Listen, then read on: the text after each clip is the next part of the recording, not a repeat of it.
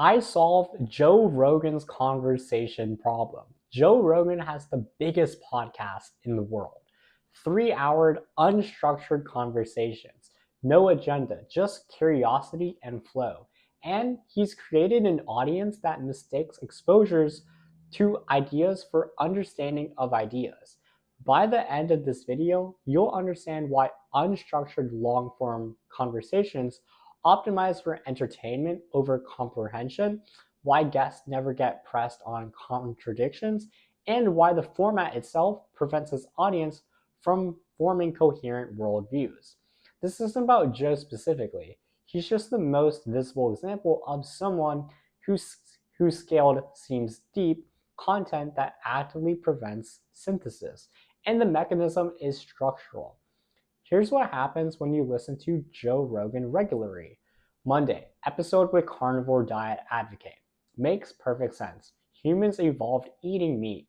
Plants are toxic. Carnivore is optimal. Wednesday, episode with vegan researcher. Almost also makes perfect sense. Animal products cause disease. Plant-based is optimal for longevity. Friday, episode with someone promoting keto. Sounds right too. Fat adaptation is key. Carbs are the problem. Next week, episode with someone saying diet doesn't matter much. It's all just about calories. Each guest presents their framework. Joe nods along. Wow, that's fascinating. That makes sense. I've never thought about it that way. He never says, but wait, 3 episodes ago, someone told me the complete opposite. How do I reconcile that? The format doesn't resolve contradictions, it accumulates them. So the audience is left with 50 different frameworks about diet, 50 different frameworks about politics, 50 different frameworks about health, all of which contradict each other. And Joe's role isn't to help them synthesize. His role is to make each guest sound interesting for 3 hours. Here's what Joe's conversational style looks like. Guest makes a claim. Joe responds with curiosity, not skepticism. Really? Tell me more about that. Wow, I didn't know that. That's crazy. Pull that up, Jamie. That creates great flow. The conversation feels natural. Guests open up. It's entertaining, but it doesn't create accountability.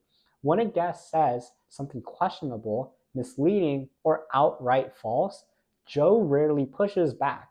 He nods, asks follow-up questions, moves on. Something Jamie pulls up a fact check. Sometimes Joe mentions, but I've also heard, but there's no sustained interrogation.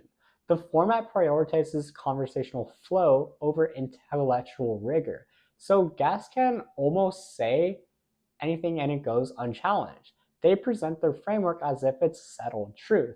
And Joe's curiosity makes it seem like he's learning something profound.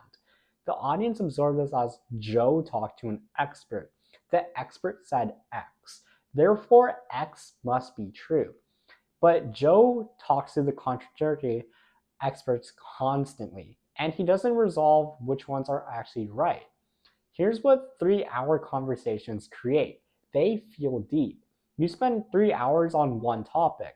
That seems like depth, but actual depth will be challenging claims, asking for evidence, exploring counterarguments, following logical threads to conclusions, revisiting contradictions from previous episodes. Joe's conversations are wide, not deep. They cover a guest's entire worldview and world sitting, but they don't interrogate any piece of it thoroughly. A guest can make 50 claims in 3 hours. Maybe one or two get questioned. The rest just get acknowledged and moved past. This creates the illusion of depth without the substance of depth. Real depth would be take one claim, spend an hour exploring it from every angle, examine the evidence, test the reasoning, expose the assumptions. Joe's format is guest make claim, Joe says that's interesting, guest makes the next claim. The breadth makes it feel comprehensive, but comprehensive and rigorous are different things. His audience walks away thinking they understand complex things because they heard someone talk about it for 3 hours. They don't. They heard one person's perspective unchallenged for 3 hours. Here's the downward effect. Joe's audience get exposed to every possible perspective on every possible topic. COVID is overblown. COVID is serious. Vaccines are safe. Vaccines are dangerous. Climate change is urgent. Climate change is exaggerated. Capitalism is optimal. Capitalism is broken. Government is necessary. Government is tyranny. Every perspective sounds reasonable when the person explaining it is charismatic and gets 3 uninterrupted hours to make their case. So the audience ends up with cognitive whiplash. They can see all the sides, but they can't synthesize across sides. This creates a specific type of confusion. I don't know what to believe anymore because everyone makes sense when Joe talks to them. That sounds like open-mindedness. It's actually paralysis. You can't form a coherent worldview by accepting that all contradictory perspectives are equally valid. At some point, you have to choose. You have to validate evidence. You have to decide what's actually true. Joe's format prevents that because his job is to make sure every guest sounds interesting, not to help the audience determine which guests are correct. Here's what's actually happening. Joe built a podcast that optimizes for conversational flow, entertainment, guest comfort. They can come back, recommend others, broad topic coverage, appeals to a wide audience, minimal preparation, sustainable at scale. What it doesn't optimize for is intellectual rigor, claim verification, contradiction resolution, and audience comprehension. And that's fine as entertainment. Joe never claimed to be building an educational platform, but his audience treats it as educational. They think they're learning. They're actually just being exposed to ideas without the tools to evaluate those ideas. The format can't resolve this because resolution would require pre-show research on guest claims, real-time fact-checking during conversations, willingness to challenge guests and risk conversational flow, follow-up episodes addressing contradictions. None of that is compatible with Joe's model. His model is interesting conversations with interesting people and let the audience figure out what to believe.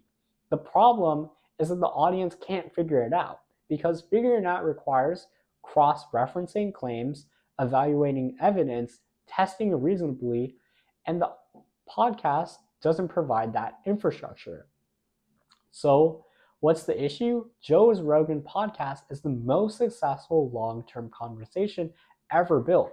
The breach is unprecedented. The influence is massive, but influence without epistemological rigor is just amplified confusion.